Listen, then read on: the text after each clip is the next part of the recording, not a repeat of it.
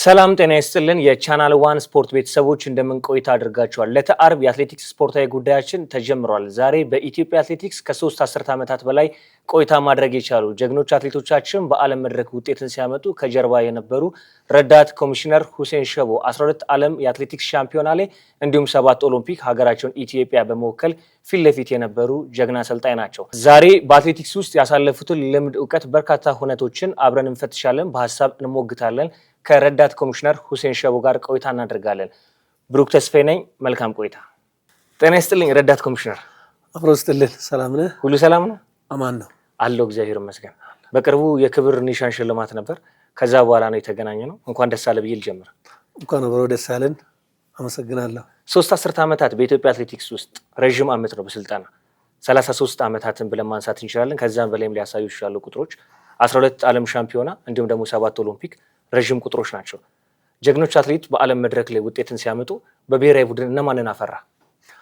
አመሰግናለሁ። እንግዲህ እንን ያው በሁለት መልኩ ማት ይቻላል። አንደኛው ባለውበት ክለብ መልምዬ አሰልጥኜ ለዓለም ያበቋቸው አትሌቶች አሉ።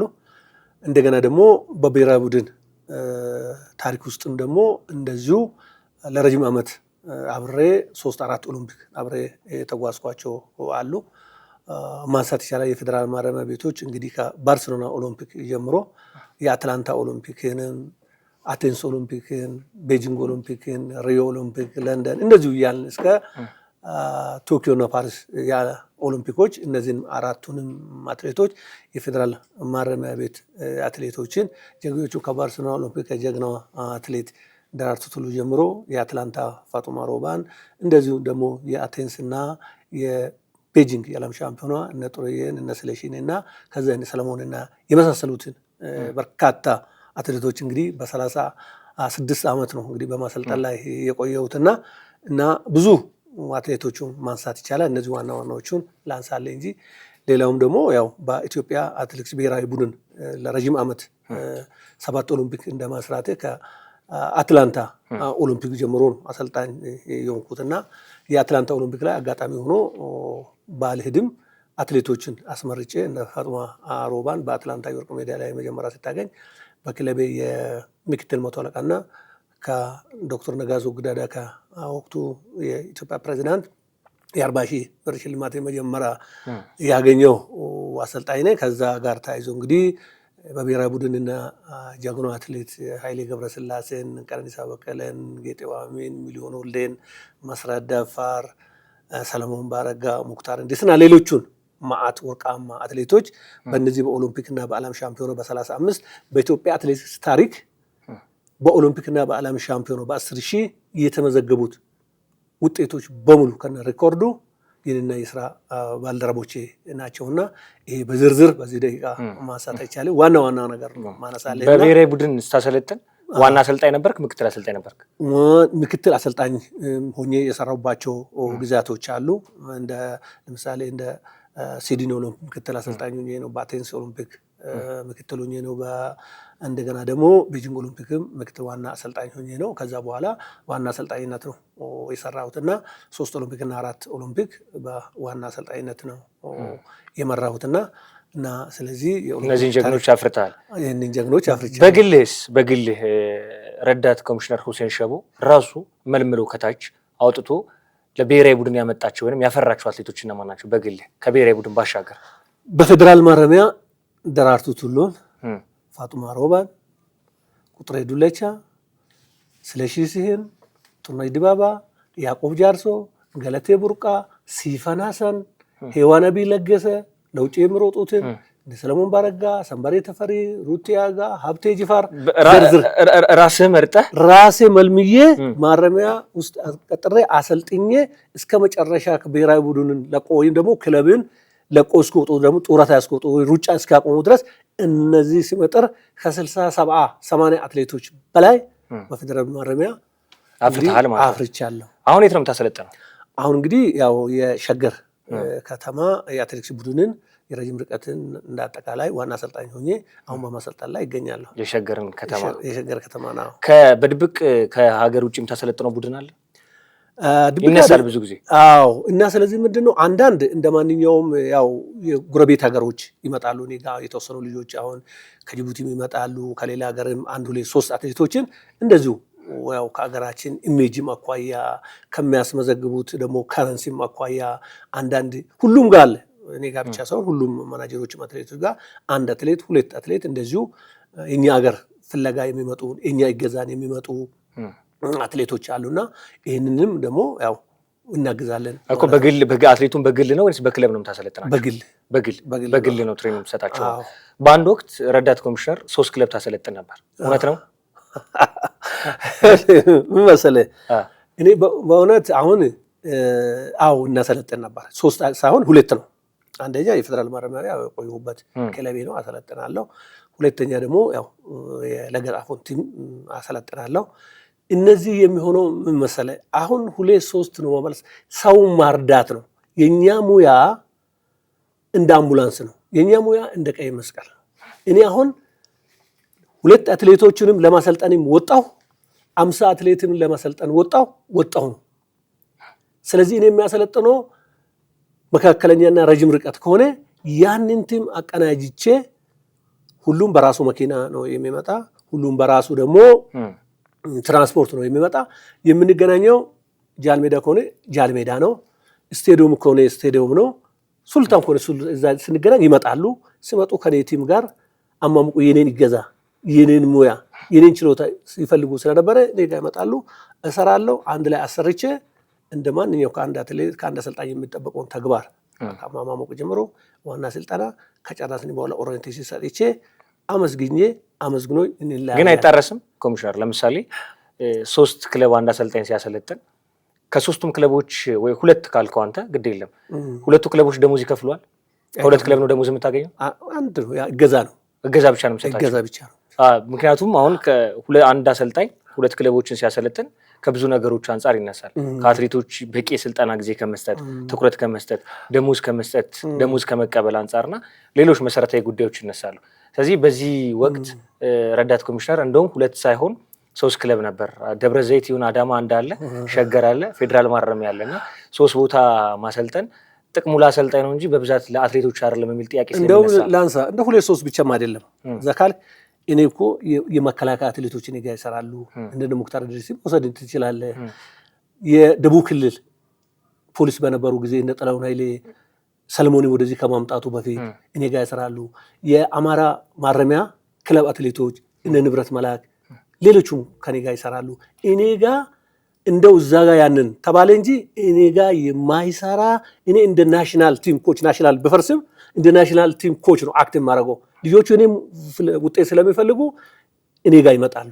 ስለዚህ እንደውም 1 2 አይደለም ከ6 7 ክለብ በላይ ያሉ አትሌቶች እኔ ጋር እየሰሩ ነው የነበሩት። አሁንም እንደዛ ነው እንጂ የተለየ እኔ የምሰራ አንድ ለሙያዬ ነው፣ ሁለተኛ ለሀገሬ ነው። ሁለተኛ እነዚህ ልጆች ቢጠቀሙ ዞሮ እነዚህ ልጆች እንደ አንድ ከዘር ከሃይማኖት ከፖለቲካ ከምናምን ልዩነት አይደለም ነፃ ሆኖ እንደ ናሽናል ቲም በሚመስል ናሽናል ቲም ከመፍረሱ በፊት የናሽናል ቲም አሰልጣኝ ስለነበርኩ ያንኑ እኔ ጋር ሲያድጉ የነበሩ ልጅ ያንኑ መንፈስ ይዞ እንዲቀጥሉ ከማድረግም አኳያ ወደ እኔ መጡ። እነና ሀጎስም ብዙ ናቸው አትሌቶቹ ከኔ ጋር እስከ መጨረሻ የዘለቁትና ያ ነው በእንደዛ አይነት ነው። ምናልባት ሰዎቹ በእንደዛ አይነት ተረጎሙት እንጂ ለምን እንዳነሳው ልታውቃለህ? ምክንያቱም ፌዴሬሽኑ አንድ አሰልጣኝ ለአንድ ክለብ ነው መሆን መቻል ያለበት የሚል ነገሮች ተነስቶ ህግ ሆኖ በዛ ምክንያት ስለተወሰነ ነው። ከዛ ባሻገር ደግሞ ሌሎች የሚነሱ ጉዳዮች ከዓለም ሻምፒዮና መልስ ለፌዴራል ማረሚያ ቤት መልቀቂያ ያስገብተህ ወደ ሸገር ከተማ አትሌቲክስ ክለብ ነው የመጣኸውና በዚህ ምክንያት ህጉ ስላስገድደህ ነው ወይ ወደዚህ የመጣኸው? ይሄንን አብሮ ለማንሳት ነው። አዎ ይሄ አንደኛ የጡረታ ጊዜን ጨርሻለሁ። ባይዘው የጡረታ ጊዜንም ጨርሻለሁ። ክለብም ያው በክብር ነው ያሰናበተኝ። አሁን ኮንዲሽንም ነው ከዛ አኳያ ነው እንጂ ያኛው ሌላ ከጥቅሙ ስለተጣረዘ አይደለም። እና ስለዚህ ወቅቱም የወጣው እንዴት ነው? በጡረታ ነው ወይስ መልቀቂያ ያስገብተህ ነው? በጡረታ። ከዚህ ጋር አያይዘን ለመመልከት አትሌቶች በሳምንት 3 ጊዜ ክለብ ላይ ይሰራሉ፣ ወይም ደግሞ ከዛ በላይ እንደ አሰልጣኙ ፕሮግራም እና እንደ ክለቡ ፕሮግራም። ቀሪውን ጊዜ ደግሞ ከማናጀሮች ጋር አብረው ይሰራሉ። ከዛ በኋላ ኢንተርናሽናል ውድድሮችን ለማግኘት ማለት ነው። በዚህ መሀል ክለቦች ደሞዝ ይከፍሏቸዋል፣ ለምግብ ለአትሌቶች ላይ መስዋዕትነት ይከፍላሉ፣ አሰልጣኞች መስዋዕትነት ይከፍላሉ። የማናጀር ተወካዮች ጋር ደግሞ በቀሪ ቀናቶች ይሰራሉ፣ ኢንተርናሽናል ውድድሮችን ያገኛሉ። የሀገር ቤት ውድድርና ዓለም አቀፍ ውድድሮች ሲመጣ የማናጀር ተወካዮች ይዟቸው ይሄዳል። ይሄ ተገቢ ነው? ይሄ እንግዲህ ያው ብዙ ጊዜ የሚጠየቅና ያልተመለሰ ጥያቄ ነው። አንደኛ ነገር መሆን ያለበት አንደኛ በልጆቹ ውጤት ላይ ራሱ አሉታዊ ተጽዕኖ አለው። አንድ አትሌት ከአንድ አሰልጣኝ አሁን የኛ አገር ነው በሳምንት 3 የሚባለው እንጂ ስልጠና፣ ሳይንሳዊ ስልጠና፣ ወቅታዊ ስልጠና በየቀኑ ጠዋት ከሰዓት ጭምር አንድ የ10,000 ሜትር በቀን ስንት ኪሎ ሜትር ማስራት አለበት? በአጠቃላይ ዝግጅት ጊዜ፣ በልዩ ዝግጅት ጊዜ፣ በውድድር ወቅትና ውድድር ተኮር ራሱን የቻለ ፕሪንሲፕል አለው። በሳምንት በቀን ስንት ኪሎ ሜትር፣ በሳምንት ስንት ኪሎ ሜትር ፕሪንሲፕል አለው። ያንን ፕሮግራም አቅዶለት የቀን የሳምንት የወር የዓመት ሊያሰራ የሚችል ከአትሌቱ ጋር ዘላቂ ጊዜ ያለው ወይም ደግሞ ያለው አሰልጣኝ ነው። ያ በሚሆንበት ጊዜ አትሌቱ ከኢንጁሪ ነፃ ሆኖ ሳይቀጭ ሳይቀነጭር ውጤታማ ሊመጣ የሚችለው በሳምንት 3 ቀን ክለብ ሰርቶ በሳምንት 3 ቀን ሰርቶ ማናጀር ጋር ውጤታማ ሊሆን ይችላል። ብዙም እንደውም ለሀገራችን አትሌቲክስ እድገት እንቅፋት ከሆኑት አሰራሮች መካከል ስልጠናዎች መካከል አንዱ ይሄ ነው እና ስለዚህ ይሄ አይደገፍም። ይሄ መስተካከል ያለበት ነው። አንድ ምናልባት ማናጀር ጋር የሚሰራ አትሌት ካለ በቀጥታ ወይ በዛው መቀጠል ነው። ክለብ ጋር የሚሰራ ወይ በዛው ነው መቀጠል ያለበት እንጂ 3 ቀን ክለብ 3 ቀን ማናጀር ለአትሌቱ ግን በዚህ መንገድ ግን እየተሰራ ነው አይደል? የሚሰሩ አትሌቶች አሉ። ክለቦች ለምን አትቀጧቸው? ክለብ እንግዲህ ይሄ ምናልባት እንግዲህ ልጆቹ የተሻለ ነገር ይፈልጋል። አሁን ክለብ አንደኛ አትሌቱን የሚለምላል፣ ደሞዝ ይከፍላል፣ አሰልጣኝ ይቀጥራል፣ ያሳድጋል። ወደ ውጭ አይልክም፣ ማናጀር አይልክም። ልጆቹ የግድ ደግሞ ምንድነው የሚፈልገው? ማናጀር ጋር ሄዶ ውድድር ማግኘት አለባቸው። ኢንተርናሽናል ውድድር ማግኘት አለባቸው። ኢንተርናሽናል ውድድር ካላገኘ ዓለም ሻምፒዮና ላይም ሆነ ኦሎምፒክ ላይ ምንማ ነውና መሳተፍ አይችሉም። ስለዚህ ይሄ ሂደት ነው ያለውና ስለዚህ አሁን ከአትሌቶቹ ጋር ምናልባት አትሌቶቹ ባሉበት ቦታ ላይ ክለቦቹ የመቆጣጠር ምናልባት ማናጀር ጋር ደረጃቸው ወይ እድሜያቸው ሳይደርስ ችሎታቸው ሳይደርስ በክለብ አካባቢ እየሰለጠኑ ያሉት ልጆች ምናልባት እዛ እየሰለጠኑ እያደጉ ሲመጡ ወደዛ ድሮ ናሽናል ቲም እንደምናደርገው አይነት ማለት ነው። ድሮ ናሽናል ቲም ምንድነው? ክለብ ላይ ይሰለጥናል፣ ብቃት ያለው አትሌት ይመረጣል ወይ በኢትዮጵያ ሻምፒዮና ወይም በዓለም በተመዘገበው ሰዓት መሰረት ከተመረጠ በኋላ ምንድነው የሚሆነው? ወደ ናሽናል ቲም ይመጣል። ናሽናል ቲም ከመጣ በኋላ ናሽናል ቲሞቹ የዛ ጊዜ እንዳሁኑ ሳይሆን ቀጥታ ግንኙነቱ የውጭ ሀገር ፈረንጆች ማናጀሮች ከኢትዮጵያ አትሌቲክስ ፌዴሬሽን ጋር ነው ኮንታክት ያደርጋሉ። እነዚህ ልጆች የበቁ ስለሆነ ውሰድልን ወይም ደግሞ እነዚህ ልጆች ከበቁ ላኩልን፣ እንደዛ አይነት ጥያቄ ነው። አሁን ግን ዳይሬክት ያው እንግዲህ ለጊዜው አሁን ከማናጀር ተወካይ ነው በሀገራችን ከሀያ በላይ የሚሆኑ የማናጀር ተወካዮች አሉ። ስለዚህ ልጆቹም እድል የማግኘቱ ነገርም የዛን ያህል ሰፊ ነው። ድሮ የዚህ እድል ሁሉ አልነበረም። ስለዚህ ሁኔታዎቹን አመቻችተው ልጆቹ በማይጎዱ መልክ ልጆቹ ክለብ ደግሞ ዞሮ ዞሮ የሚፈልገው በአገር ውስጥ በሚደረጉ ውድድሮች ላይ እንዲሳተፉላቸው ነው የሚፈልጉትና እነዛ ልጆችም ደግሞ ሳይጎዱ ክለብም ውጤት እንዳጣ ተነጋግሮ በስምምነት የሚደረግ ቢሆን መልካም ነው የሚል ነገር አለ። ከማናጀሮች ጋር ትሰራለህ እንዴ? እኔ ከማናጀሮች ጋር እኔ አሁን ቅድም እንዳልኩ ነው። አሁን ወደ 78 ከተለያዩ ክለብ ከተለያዩ ማናጀሮች እኔ ጋር ይሰራሉ። ያ ይሰራሉ ማለት እኔ ከነዛ ማናጀሮች ጋር ይሰራሉ ማለት አይደለም። እና ስለዚህ እኔ ቅድም እንዳልኩ እንደ ሀገር እኔ ፍለጋ የሚመጡ ምናልባት ከ5 ማናጀርም ከ4 ማናጀርም ከ3 ማናጀርም መጥቶ ከኔ ጋር የሚሰሩ ልጆች አሉ። ያ በምን መንገድ ነው የሚሰሩት? ቅድም እንዳልኩ ነው። ከኔ ጋር ልክ እኔን ሙያ ፍለጋ የሚመጣ ማንኛውም ሰው አይ ማናጀሮቹ ካንተ ጋር የሚሰሩት በምን መንገድ ነው? ምንም አይነት ማናጀር ከኔ ጋር የሚሰራ ማናጀር የለም። ከማናጀሮች ጋር ታዲያ የምሰራል ያልከኝ እንዴት ነው? እነዛ ልጆች የማናጀር ልጆች ናቸው። ማናጀር ልጆቹ አትሌቶቹ ናቸው። የማናጀር ልጆች አትሌቶችን አሰለጥናለሁ ነው እንጂ ከማናጀሮች ጋር ቀጥታ ግንኙነት የለም። ይሄን ጥያቄ ለምንድን ያነሳው? ከማናጀሮች ጋር በጋራ የመስራት ነገሮች አሉ የሚል ጭምጭምቶች ስለሚነሱ ነው። የለም እንግዲህ ለወደፊት የሚሆነውን እና በጋራ የምናይ ይሆናል። እስካሁን ግን ምንም ነገር የለም። ለወደፊት እንግዲህ ሂደቶቹ የሚያመጡ ከሆነ በጋራ የጥቅም ግጭትም ስለሚያስነሳ ብዬ ነው። ፌዴሬሽኑ አሰልጣኝ የሚመርጥበት መንገድ እንዴት ነው ለትልልቅ ውድድሮች? አዎ እኔ ይሄ ብዙ ችግር ያለ አይመስለኝም። አንደኛ ነገር ምን መሰለህ፣ አትሌቶቹ በምን እንደሚመረጡ ይታወቃል። በወቅታዊ ምንማ ባስመዘገቡት ቅደም ተከተል ነው። አሰልጣኝም የሚመረጠው በአትሌት ነው። እንግዲህ እንደምታውቀው የአትሌቶች ቁጥር አለ። ምናልባት እንደ ውድድሩ በአንድ ኢቨንት ላይ ወይም ደግሞ በተለያዩ ኢቨንቶች ላይ ምናልባት ማራቶን ለምሳሌ እንበልና ብንል 6 ልጆች ከወንድና ሴት 3 ነው ወይም ተጣባቂ ጋር 8 ሊሆን ይችላል። ከዛ ውስጥ የአንድ አትሌት 2 ካለው አንዱ ጋር 1 ካለው ምናልባት እንግዲህ 2 አሰልጣኝ 2 ያለው የመጀመሪያ ቅድሚያ ያገኛል። ከሁለት እንግዲህ አንዳንድ ያለው ሰው ካለ እንግዲህ ፌዴሬሽን የሚወስን ሁኔታዎችን አይቶ በሰዓት ወይም የቀደመውን ሊያደርግ ይችላል። በራሱ አሰራር ወይም ፌዴሬሽኑ የሚፈታ ይሆናል። እስከዛሬ ያለው ነገር ግን ያው በአትሌቶች ብዙ ባስመረጠ ከ3 ወይ 4 ወይም ደግሞ እንደ ውድድሩ አይነት ነው። ለምሳሌ እንደ ክሮስ ካንትሪ አጋጣሚ ሆኖ አንድ ክለብ 10 ልጅም ሊያስመርጥ ይችላል። አንዱ 5 ሊያስመርጥ ይችላል። አንዱ 2 ሊያስመርጥ ይችላል። እና ስለዚህ ምናልባት አሁን 10 ሊያስመረጠ 2 ሰጥቶ 5 ሊያስመረጠ 10 ሊያስመረጠ 3 ሰጥቶ 5 ሊያስመረጠ 2 ሰጥቶ 2 ሊያስመረጠ 1 ሊሰጡ ይችላሉ። እና ስለዚህ እንደ ውድድሩ አይነት ነው። ለምሳሌ ብዙ አትሌቶች የሚመረጥባቸው እንደ ክሮስ ካንትሪ ለምን መሰለኝ ነው ያነሳው ለይን ጥያቄ። ክለቦች አትሌቶችን ካስመረጡ በኋላ አትሌቶች በየፊልዳቸው አሉ። ለምሳሌ መካከለኛ ርቀት አለ፣ የአጭር ርቀት አለ፣ ሚድል ዲስታንስ እንደዚህ የተባለ ይከፋፈላል። አንድ ክለብ 12 አትሌቶችን ሊያስመረጥ ይችላል። ለምሳሌ ለዓለም ሻምፒዮና። ስለዚህ 4 አትሌቶችን ካስመረጠ ወይንም 3 ካስመረጠ ፌዴሬሽኑ 3 አሰልጣኞችን ኮታ ይሰጠዋል። 12 ሲሆኑ ማለት ነው ከአንድ ክለብ ወይም እንደ ውድድሩ አይነት 3 ወይም 4 ስለሚል ማለት ነው። ኮታ ሲሰጥ ክለቡ ነው ጽፎ የሚሰጠው።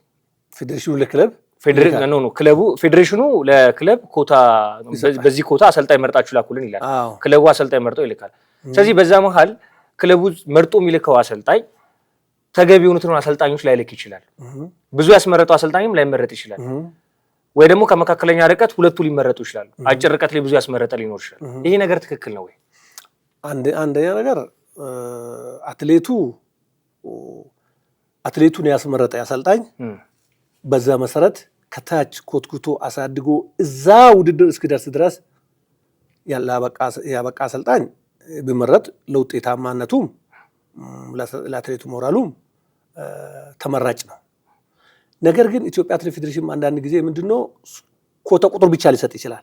አንዳንድ ጊዜ ደግሞ ለእናንተ ክለብ በዚህ ፊልድ ላይ የሚሰራ ሰው ስፔሲፊክ አድርጎ የሚልክበት ጊዜ አለ።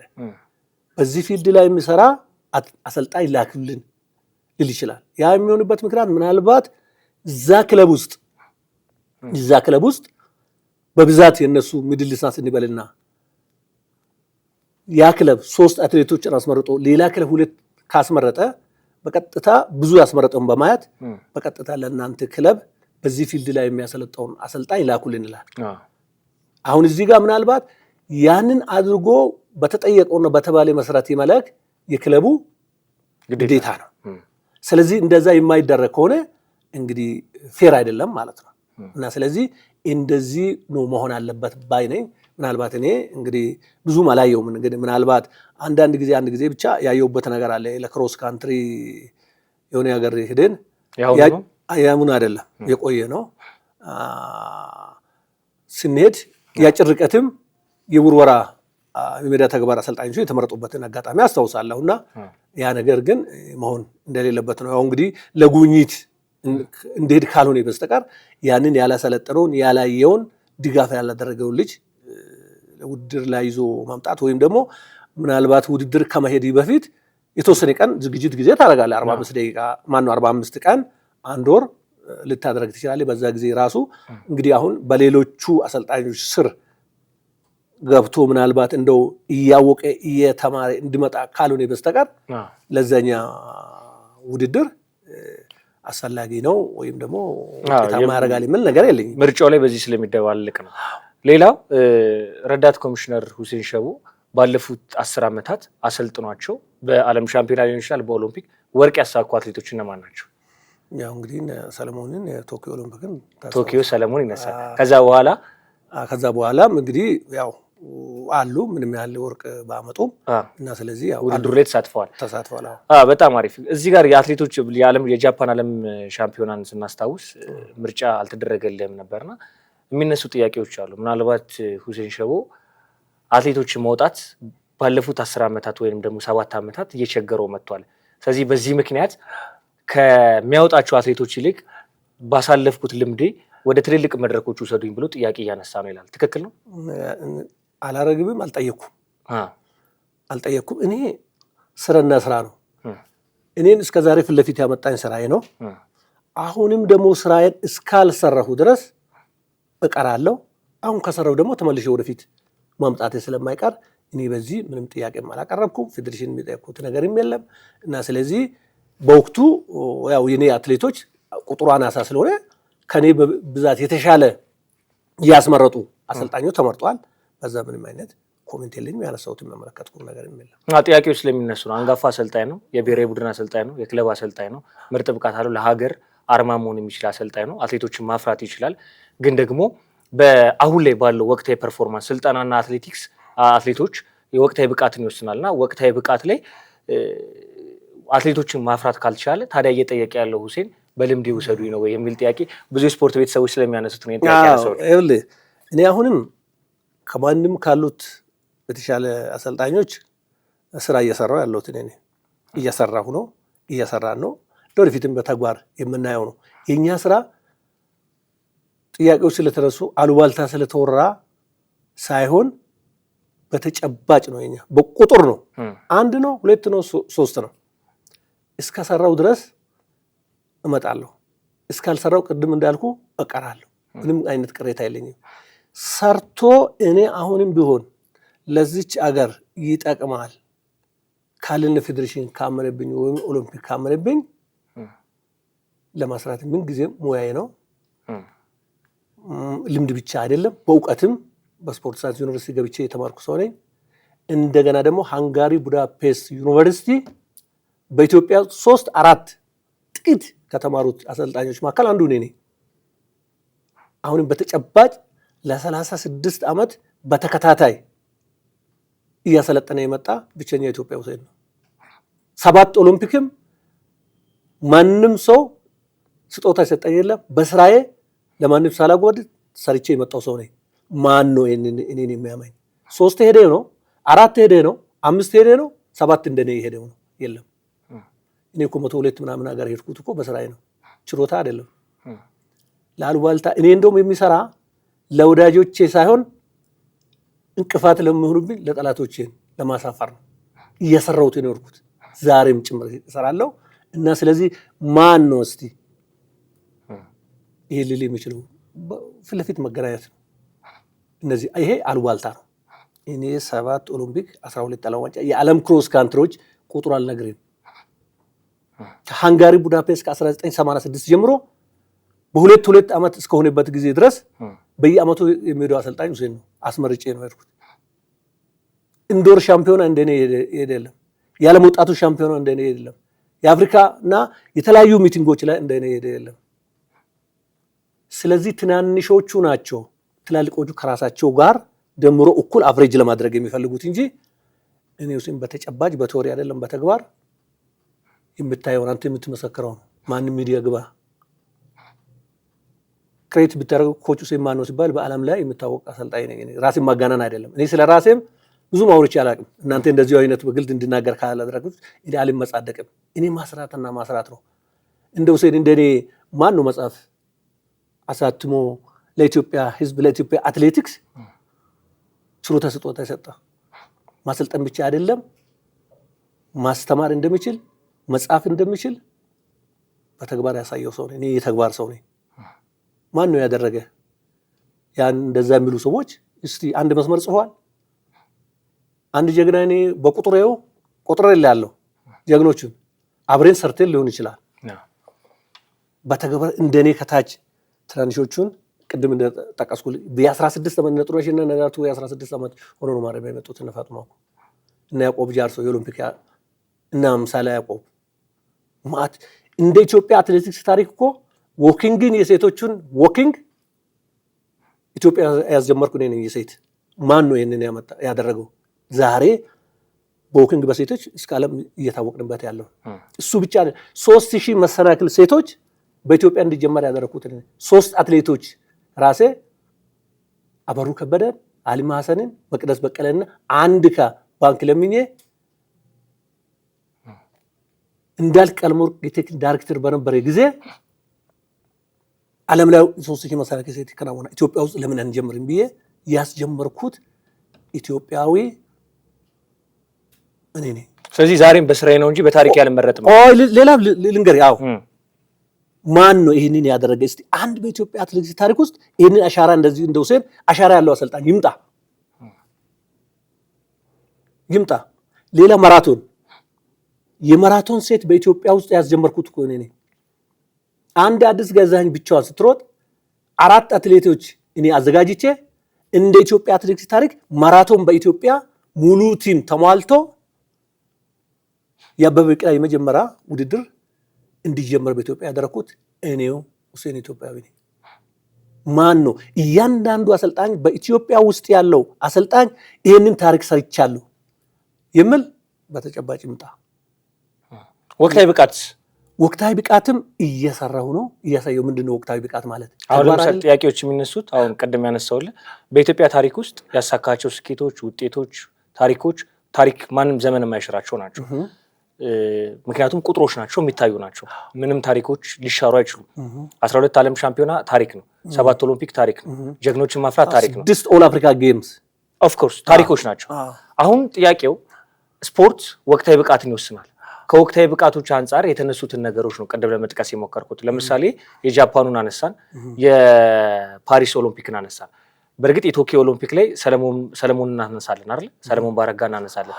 ከቶኪዮ ኦሎምፒክ በኋላ እንምጣና ቡዳፔስትን ይዘን የሃንጋሪ ቡዳፔስት፣ የአሜሪካ ኦሪገኑ መመልከት እንችላለን። ከዛ አንስተን የጃፓን ዓለም ሻምፒዮና መመልከት እንችላለን። አሁን ላይ በእንደዚህ አመታቶች ውስጥ ያ ማለት ኦልሞስት 8 ዓመት 7 ዓመት ውስጥ ውጤት ረገድ ሲባል ጥያቄዎች አያስነሱብህም ወይ? እኔ እኮ ይሄ ስፖርት እኮ ነው። ይሄ ውድድር ነው። ማሸነፍ ከሰራ ወደፊት ትመጣለህ፣ ካልሰራው ወደ ትቀራለህ። ካልሰራው አልምጣ ነው። አልመጣም። አሁንም ልምዴ ሳይሆን ስራ ያምጣኝ ነው። ስራዬ ነው ያምጣኝ ነው። ኤግዛክትሊ። በጣም አሪፍ። የኢትዮጵያ አትሌቲክስ መጻኢ ተስፋ ምን ይታያል? ረጅም ዓመት ልምዶችን አሳልፈሃል። ውጤቶቻችን በዓለም መድረኮች እየጠፉ ይገኛል። አንጋፋ አሰልጣኝ ነህ። ምን ይታያል በአትሌቲክሱ? በአትሌቲክሱ እንግዲህ ያው ማወያየትን ይፈልጋል፣ ፓናል ውይይት ማድረግን ይፈልጋል። እኔ አሁን የባለፈ ጃፓን ቶኪዮ ላይ የተደረገውን የዓለም ሻምፒዮና ያለ ወርቅ መመለሳችን እንደ አንድ ኢትዮጵያዊ እንደ አንድ ባለሙያ በጣም ይቆጨኛል። አሁንም እስካልሰራን ድረስ በፊት የምናሳብበው በትራክ አለመኖር ላይ በጣም ወቀሳ ከምናነሳ ሰዎች መካከል አንዱ ነኝ። ትራክ የለንም፣ በበቂ ሁኔታ እየሰራን አይደለም፣ ውጤትም እየከዳናለሁ። በዚህ ምክንያት ያልዘራውን አናጭድም። አትሌቲክስ ደግሞ የተግባር ነው። አትሌቲክስ ከተቀበልክ ካመንክ ከያዝኮ ይያዝልሃል፣ ከለቀኮ ይለቀቃል፣ ከከዳ ይከዳሃል። አትሌቲክስ ያ ስለሆነ አንዱ እሱ ነበር፣ አንዱ ምክንያት። አሁን ደግሞ ሜዳው አግኝተናል፣ እየሰራን ነው። አሁን ደግሞ የሚያስፈልገው ምንድነው? ተቀናይቶ ማስራትን ይጠይቃል። አሁን ቀጣዩ ዓለም ሻምፒዮና አለን፣ እርግጠኛ ነኝ ከአንድ ዓመት በኋላ አለን እና ስለዚህ እኔ ለሱ ስጋት አለኝ። አሁንም ቢሆን በውጤት የጃፓኑ ይደገማል። ከባድ ነው ለኔ ይታያል። ለኔ በጣም እኔ ያሳስበኛል። ያ ብቻ አይደለም። ዛሬ ዓለም በፊት 10,000 ሚኒማ 27:30 ነበር። ከዛ ሄዶ 27:00 ሆነ። አሁን የዓለም ሻምፒዮና ኦሎምፒክ ስንት የሆነ ነው? 26:48 ሚኒማ ለማምጣት እንኳን ከባድ ነው። ወንድ 5,000 ድሮ 13:25 ነበር። ከዛ 13 05 መጣ፣ 13 00 መጣ፣ አሁን 1250 ኢማጂን። ምናልባት በኮታ ካልሆነ በስተቀር ሚኒማ የማሟላውም አምጠን ካልሆነ በስተቀር ጠንክረን ካልሰራ እዛ መዳሊያ ማምጣት ብቻ አይደለም ለመሰለፍም መሳተፍም ያስፈራል። አዎ ያስፈራል። 1500 ወንዶች በፊት 335 ነበር፣ ሄዶ 334 ሆነ፣ 333 ሆነ። አሁን 330 ማለት እንግዲህ 229 ወደ ዓለም ሪኮርድ ለአርጉሮች 326 የዓለም ሪኮርድ እንደሆነ ወደዛ እየመጣ ነው ማለት ነው። ስለዚህ እነዚህ አይነት ራሱ አትሌቶቻችን ቁጥሩ ማሳደግም ራሱ መሳተፍም ራሱ በጣም ከባድ እየሆነ ያለበት ሁኔታ ነው። ስለዚህ ይሄንን አይተን ወቅቱ ዓለም እየፈጠነ እንደሆነ አይተን እኛም በተቻለ መጠን ጠንክረን ማስራት ይጠበቅብናል። ክለብ ኃላፊነት አለበት፣ ፌዴሬሽን ኃላፊነት አለበት፣ መንግስት ኃላፊነት አለበት፣ እኛ አሰልጣኞች ኃላፊነት አለብን፣ አትሌቱ ራሱ ኃላፊነት አለበት። ስለዚህ ተቀናይተን ተባብረን እስካልሰራን ድረስ ይሄም አንድ አይን ያለው ባፈር አይጫወትም። እቺ ያለችን የሀገራችን መኩሪያ የሀገራችን አለኝታ የሆነ የማንነታችን መገለጫ የሆነችን አትሌቲክስን ውጤቱ እያሽቆለቆለ ይሄዳል የሚል ነገር አለ። ታች ስፋቱ አለ። አሁን ሮድ ሬስ ላይ ብንለቅ አሉ በብዛት አለ፣ በብዛት ውጤት አለ። አትሌቶቻችን በሜዳሊያ ቁጥር ብቻ ሳይሆን ገንዘብ ከረንሲ በማግኘት ዶላር በማግኘት በአሁኑ ሰዓት ከፍተኛ ገቢ ከፍተኛ ገንዘብ ወደ ሀገራችን እየገባ ነው። ኢንቨስትመንት ላይ አትሌቶች እየተሰማሩ ነው። ከራሳቸው አልፎ ህዝብን መንግስትን ይረዱ ያሉበት ነው። ይሄ በጣም ያኮራል። ይሄ ትልቅ ለውጥ ነው። ድሮ የለም እኮ ድሮ አዲስ አበባ ስቴዲየም 2 ወይም 1 መኪና ነበር የሚቆመው። ድሮ እኮ አትሌቶቻችን መኖሪያ ቤት ያላቸው 2 3 4 አትሌት አይበልጡም። ዛሬ ሺዎቹ መኖሪያ ቤት አለ ራሳቸውን ችሏል። ይሄ ትልቅ ለውጥ ነው። በኢኮኖሚ በኩል በምናይበት ጊዜ ቁንጮ መጨረሻ ላይ ኦሎምፒክና ዓለም ሻምፒዮን ላይ ስንወጣ ግን በጣም እየቀነሰ ማምጣት ያለሞ እየፈጠነ ሰዓት ማሄድ ለኛ ይሄ ያሳስበናል። እንደ ባለሙያ ይሄንን ለማስራት ተባብረን ሁላችንም መስራት ይጠበቅብን። የመጨረሻ ሀሳብ ማንሳት የምትፈልገው በኢትዮጵያ አትሌቲክስ ውስጥ ወይንም ደግሞ በአጠቃላይ በኢትዮጵያ ስፖርት ውስጥ መናገር የምትፈልገው የመጨረሻ ሀሳብ ካለ እድል ይስጥ። ምንም አንተ ራስህ ጨርሳል።